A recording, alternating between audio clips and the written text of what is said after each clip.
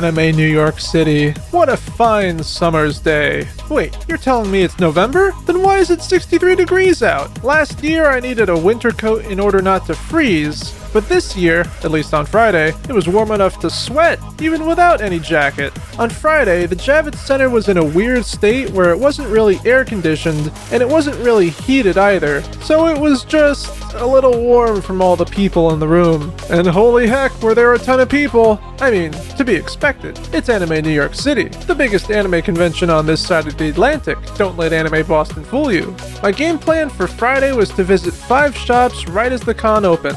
Omocat to find a Christmas present for my cousin, Hodusei to get the Chie and Tora Hanamori Days keychains, Illustrator Eri to get her art book, JK to get his art book, and Oimo Buster to get what was I getting there again?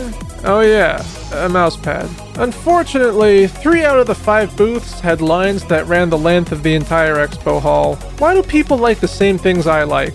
I mean, the nerve! As a result, Friday was shot, but at least I got what I was looking for. It was a little difficult finding Illustrator Aries' booth, but that's because she was stationed at Day Dawdaw's table. Or is it just Day? Or Die? I don't know. I have a running trend of mispronouncing artist names. Oh, speaking of artists, I met Hodusei again.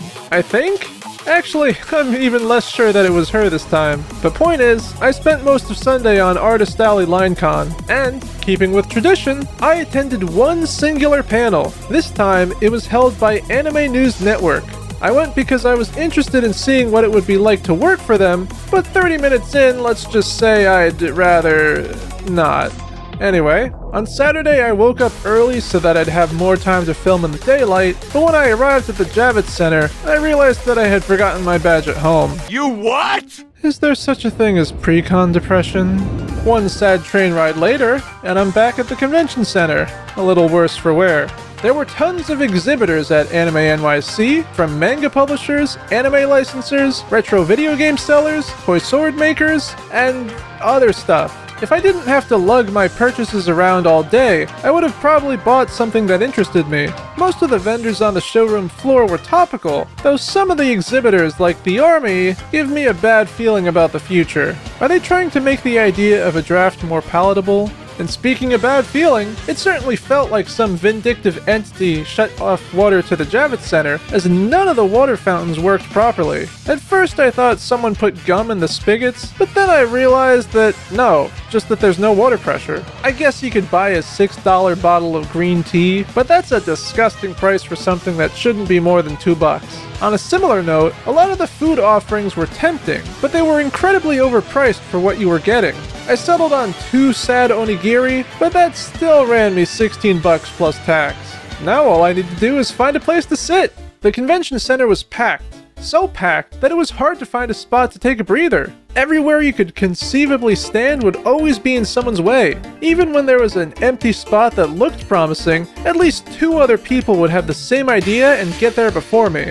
With this amount of people in an enclosed space, it's hard to find someplace without a line. Want to snap a photo at one of the showroom exhibitions? Line. Want to see a panel? Line. Want to buy something from an artist? Line. Want to grab a bite to eat? Line.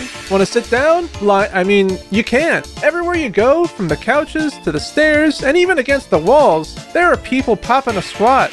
Even though the Javits Center is huge and ticketing was limited, there's just way too many people here. The true New York experience, I guess. Well, after eating my rice balls at a table shared with 5 others, I found myself being ushered into the main events hall to fill seats for the HoloLive Advent panel. I didn't expect there to be any seats left, but the stars aligned and I was able to grab a spot with a good viewing angle. It's actually the first time I've seen Advent outside of memes on Twitter, and I have to say, Narissa is quite appealing.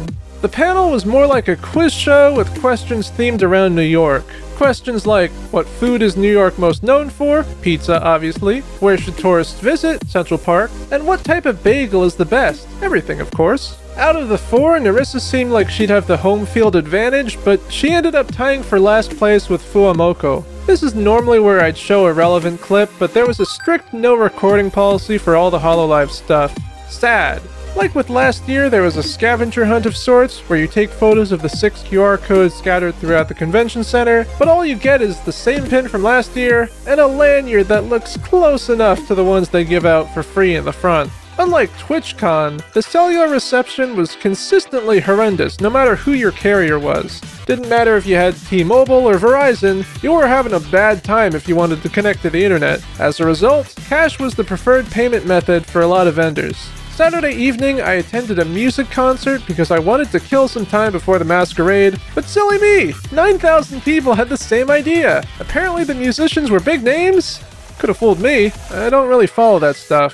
Overall, Anime New York City lives up to its reputation as one of the biggest pop culture events in the Northeast. I mean, it's just a hop, skip, and jump away, so why wouldn't I go? Tickets sell out too fast, and even so, the event is filled to the brim with attendees. This is one of the more difficult cons to get quality footage of because of the constant issues of getting in people's ways, or other people getting in your way. But I survived, and I did it all dressed up as Aqua from Oshinoko.